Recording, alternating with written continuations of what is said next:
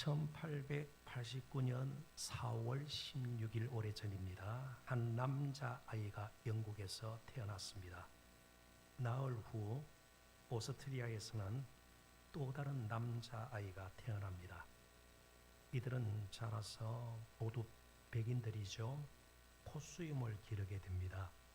그들의 사진인데요. 첫 번째, 영국에서 태어나서 콧수염을 기른 인물입니다. 세계적인 희극 배우, 요즘으로 말하면 개그맨, 코미디언이라 볼 수가 있겠죠. 찰리 채플린입니다.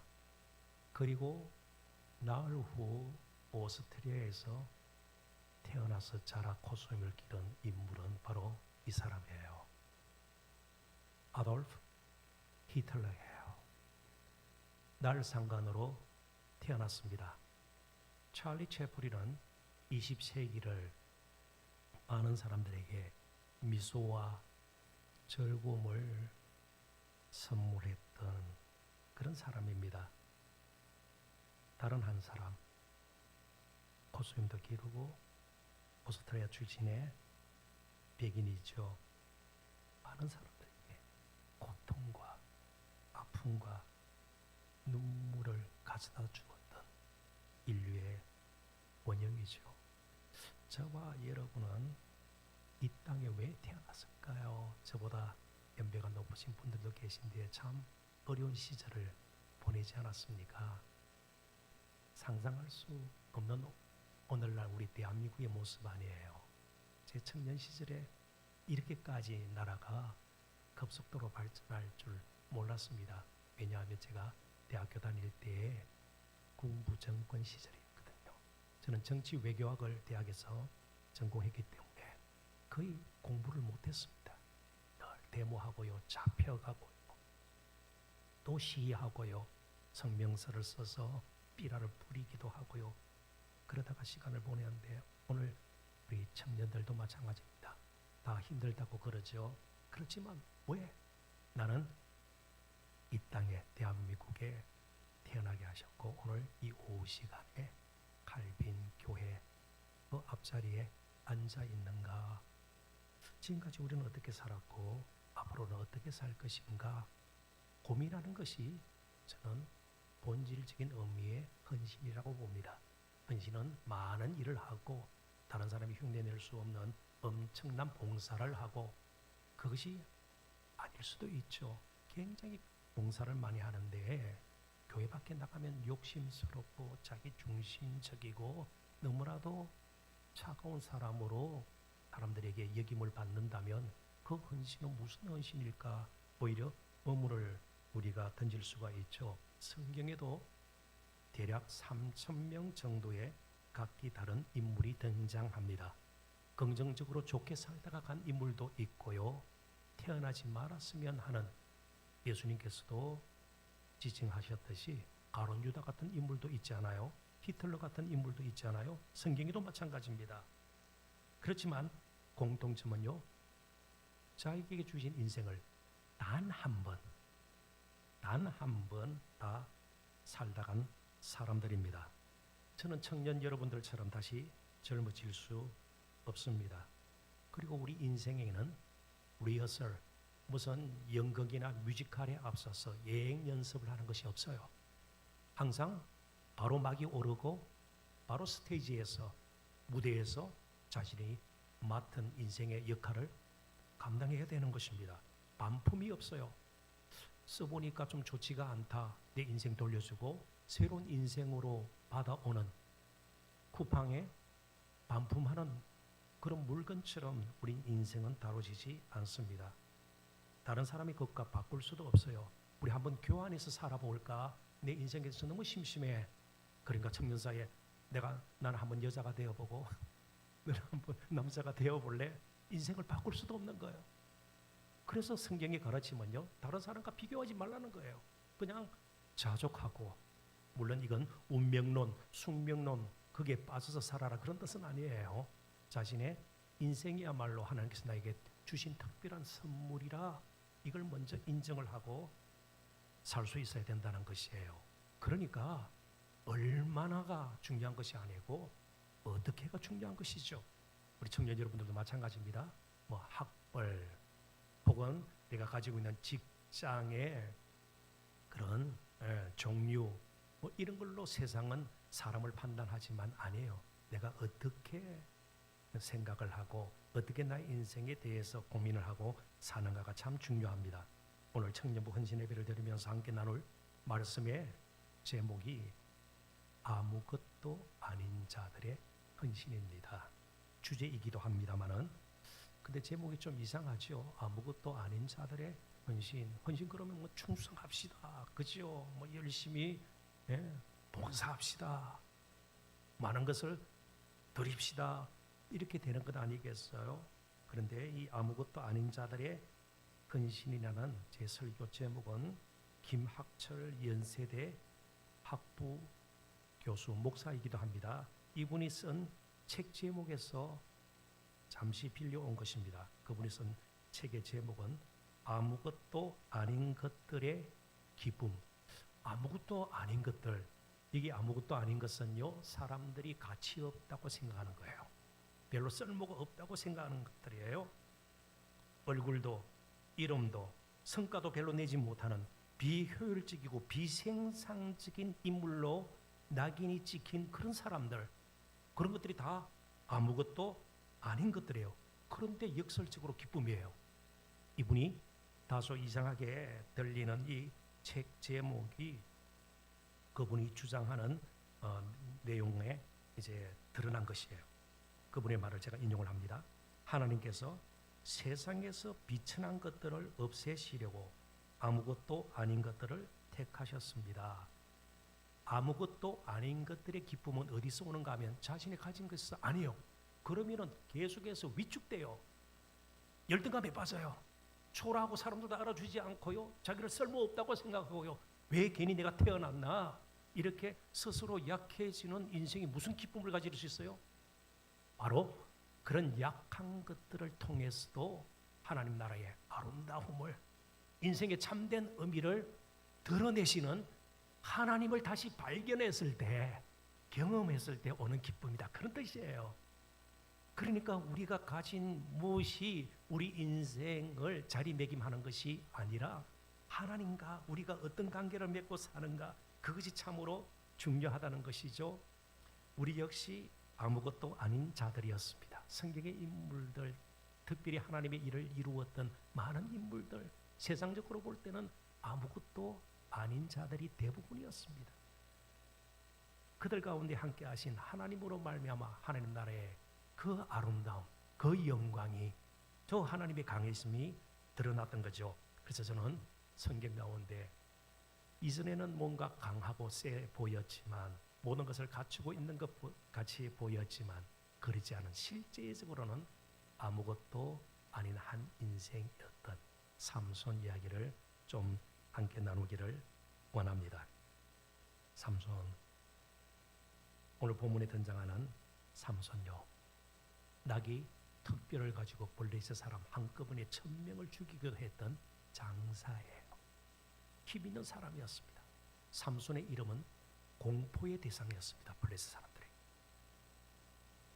그가 그처럼 힘이 있고 강했을 때 그가 주로 찾았던 곳이 기생집 아니면 블레셋 여인의 집이었습니다.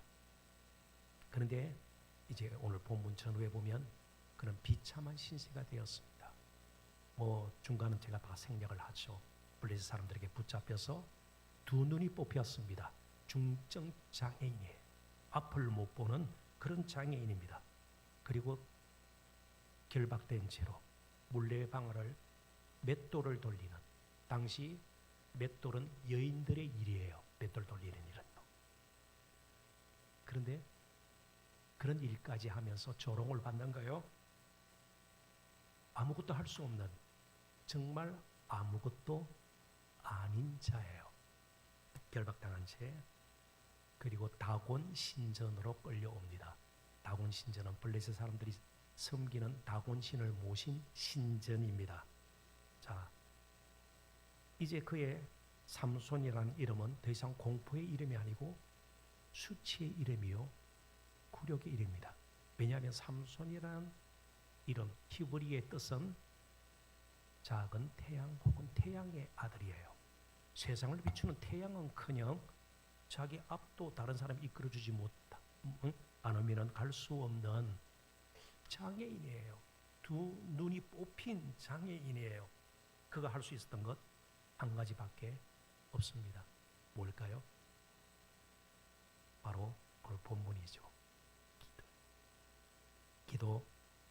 그가 힘이 있었을 때는 하나님을 간절하게 찾지 않았습니다. 왜요? 힘이 있으니까요. 자기 마음대로 블레셋 사람들을 쳐 죽일 수 있었기 때문입니다. 본문 28절을 제가 다시 한번 읽어보겠습니다. 삼손이 여호와께 부르짖어 이르되 주 여호와여 구하옵나니 나를 생각하옵소서.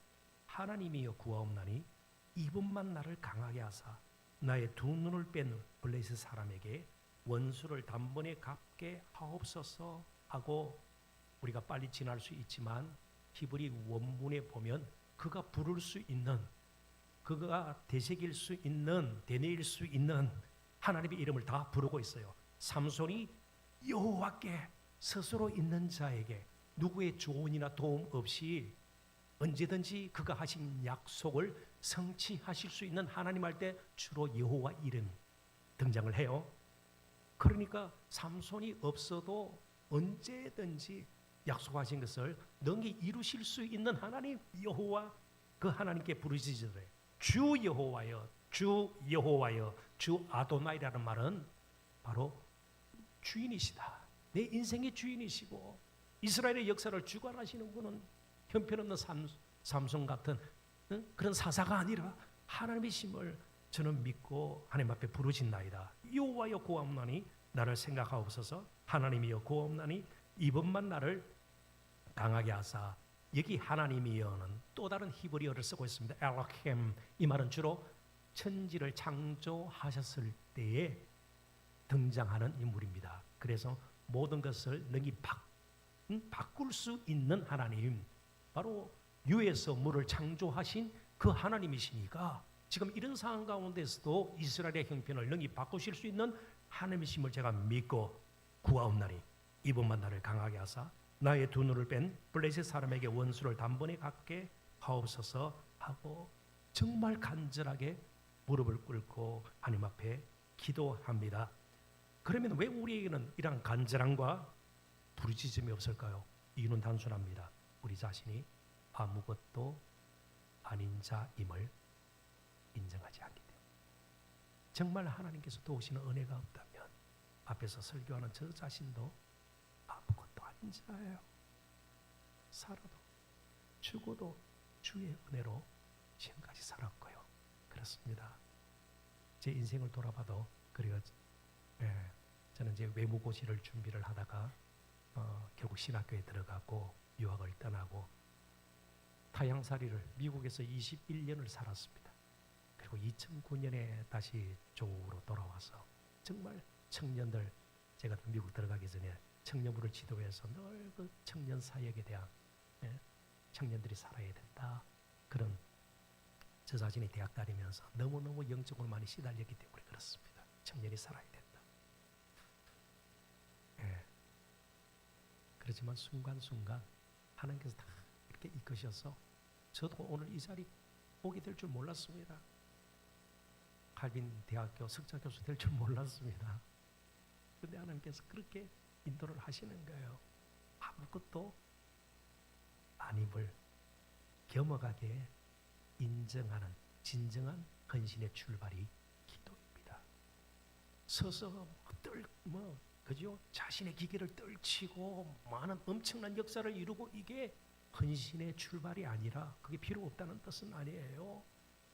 겸손히 나는 아무것도 아닙니다. 하나님 도와주시지 않으면 이 청년 젊은 자체도 별것 아님을 제가 인정합니다. 무릎 꿇음이 헌신의 출발입니다. 그래서 우리 사랑하는 청년 여러분, 우리 스마트폰에 앱을 많이 깐다고 해서 더 우리가 의미 있고 가치 있는 삶을 살까요? 정보를 많이 우리가 가진다고 우리 인생이 달라질까요? 아니요. 이 시각 이후로 하늘과 접속하는 애플리케이션을 까십시오. 기도해요. 하늘과 접속해요. 많은 다른 웹사이트를 통해서 다른 앱을 통해 가지고 다른 곳에 많이 접속하기 전에 하늘에 먼저 접속하는 그런 영적인 습관이 우리에게 필요합니다. 왜 기도가 필요합니까? 성도 여러분 말씀해 보십시오. 그래야 제가 칼빈 교회의 좀 영적인 수준을 또 제가 알고 그에 따라 기도할 거 아닙니까? 기도가 왜 필요합니까? 네, 정말 훌륭하십니다. 그렇습니다. 자, 그러면 좀 역으로 이렇게 한번 우리가 더듬어 볼까요? 기도하지 않아도 부자인 사람 많죠? 그렇습니다. 네, 기도 안 해도 소위 스카이 대학 출신들 많이 있잖아요. 그렇습니다. 우리가 말하는 기도예요. 믿지 않는 사람들도 다 기도를 하니까요. 예수 안 믿어도 사업 잘 되는 사람은 훨씬 많아요. 오래 사는 사람들도 많아요. 그럼 왜 기도가 필요할까요? 진정으로 기도하는 사람은 자신의 아무것도 아님을 방금 말씀하신 것처럼 알게 되고 하루하루 사는 것이 하나님의 은혜구나. 그래서 기도하고 교만한 것은 잘못된 기도예요. 마태복음 6장에도 보면 예수님께서 유대인들의 경건의 세 기둥을 거기 소개하고 있습니다. 경건의 세 기둥이 뭔가 하면 금식, 구제, 기도예요. 그러면서 예수님께서는 이 놀라운 경건의 세 기둥에 대해서 오히려 경고의 말씀을 합니다. 왜요? 외식의 도구로 자신을 드러내고 자신의 경건을 모양을 뽐내려는 수단으로 사용될 수 있다는 거죠. 그보다 더 중요한 것이 마음의 중심이죠. 정말 나는 아무것도 아닌 자입니다. 그래서 더 하나님을 붙들게 되고 미리 저를 불쌍히 여기셔서 주신 것으로 함께 나눌 뿐입니다. 그리고 정말 하나님 앞에 아무것도 아님이 고백되어져야 되는데 그러지 못하고 자꾸 세상 유혹에 자주 넘어지고 욕심으로 사는 저 모습 저도 실망합니다. 그래서 이제는 정말 죽을 각오로 하나님만 붙들겠습니다. 그래서 금식하게 되는 것 아니에요. 그렇습니다. 그래서 기도가 필요한 거죠. 하나님께서 이 기도를 응답하셨어요. 자, 30절 삼손이 이르되 블레셋 사람과 함께 죽기를 원하노라 하고 힘을 다하여 몸을 굽히매 그 집이 곧 무너져 그 안에 있는 모든 반백들과 온 백성에게 덮이니 삼손이 죽을 때에 죽인 자 27절에 보면 그 다곤 신전에 3,000명 정도가 모여 있었습니다. 함께 죽기를 원했다. 그러니까 한 3,000명 죽었다. 그렇게 가정을 해보십시다. 살았을 때 죽인 자보다 1,000명 이상 죽였죠. 더 많았더라. 그렇지만 여기서 중요한 것은 죽인 자의 숫자가 아니라 그의 죽음이 갖는 의미입니다. 풀이하면 그렇습니다. 삼손은 자신의 죽음으로 마지막 사사의 임무를 감당하게 됩니다. 그리고 다곤 신전에서 자신의 죽음으로 이스라엘을 다스리는 분은 하나님이시지 블레셋 사람 아니고 진정한 사사는 내가 아니고 하나님이시다. 그걸 선포한 거예요. 하나님의 이름이 욕되게 여겨지는 것 그는 원치 않았습니다. 하나님의 이름이 드러나는 것을 원했습니다. 그래서 헌신의 반향이 굉장히 중요해요. 헌신의 양보다 횟수보다 중요한 것이 헌신의 반향입니다. 하나님이 높임을 받고 하나님이 더 드러나고요. 하나님이 영광스럽게 되는 것이 헌신의 반향이 되어야 돼요. 그렇게 되기 위해서 우리는 유력해야 되고 돈이 많아야 되고 많이 배워야 되고 세상적으로 정말 높은 지위와 신분을 유지해야 되고 이게 아니란 말이죠. 그리고 오랜 신앙 영수가 있어야 되고 그게 아니라 정말 나는 아무것도 아닌 자입니다. 그렇지만 하나님께서 힘을 주셔서 나는 할 수가 있습니다. 그렇게 기도에 무릎을 꿇고 자신을 죽이는 그게 진정한 헌신이죠. 정말 삼손처럼 우리가 죽자 그런 뜻은 아니에요. 날마다 자신을 죽여서 하나님이 드러날 수 있도록 살아계신 하나님이 드러날 수 있도록 우리 자신을 겸손하게 정말 하나님 앞에 맡기는 것, 드리는 것 이게 진정한 헌신입니다. 이제 말씀을 맺고자 합니다. 예수님은 아무것도 아닌 자들의 헌신을 기뻐하십니다. 그래서 과부의 둘렙돈 너무너무 주님께서는 놀랍게 여기시고요. 참으로 칭송하셨습니다. 왜냐하면 그분은 모든 것을 가지신 분이셨지만 아무것도 아닌 자들을 위해서 스스로 아무것도 아닌 자가 되셨기에 우리 형편을 너무나도 잘 아시고 우리 청년들의 지금 아파하는 문제들, 갈등 겪는 문제들을 다 알고 계십니다. 바울은 그분의 약해지심을 이렇게 고백합니다. 고린도서 13장 4절 제가 읽어드리겠습니다. 그리스도께서 약하심으로 십자가에 못 박히셨으나 하나님의 능력으로 살아계시니 우리도 그 안에서 약하나 너희에게 대하여 하나님의 능력으로 그와 함께 살리라. 청년들뿐 아니고 우리 모두가 지금 어렵고 힘든 때를 살고 있습니다. 연세가 드시면 연세가 드신 대로 몸에 고장이 나고요. 자식들이 속을 썩이기도 하고요. 그렇습니다. 여러 가지 관계의 틈이 생기고 허물어지기 시작하고요. 정든 것과 때로는 결별해야 되는 일들이 자주 일어나요. 청년의 때도 마찬가지입니다. 아무것도 보장된 것이 없는 그 시절이 청년이에요. 청년 시절. 그렇지만 주 안에서는 무한한 가능성이 있는 시절이 또한 청년의 시절입니다. 오늘 겸손한 헌신자로 우리가 하나님 앞에 섰으면 좋겠습니다. 아무것도 아니지만 하나님을 인하여 저 또한 기쁨 누리기를 원하고 아무것도 아닌 자들을 품고 남은 평생을 살겠습니다.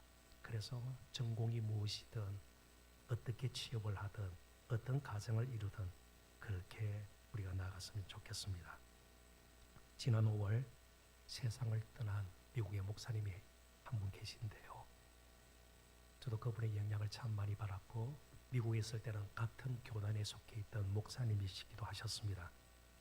팀 켈러라는 목사님이십니다. 70세 조금 지나서 췌장암으로 세상을 떠나셨습니다.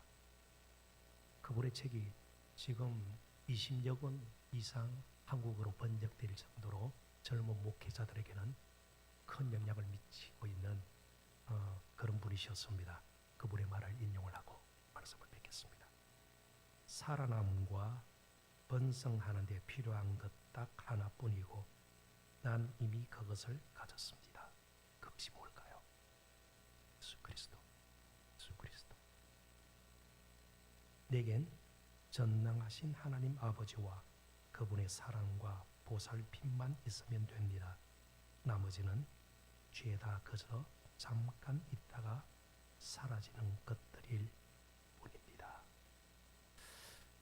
우리 갈빈교회 정말 건강한 부흥과 성장이 있기를 바라고요.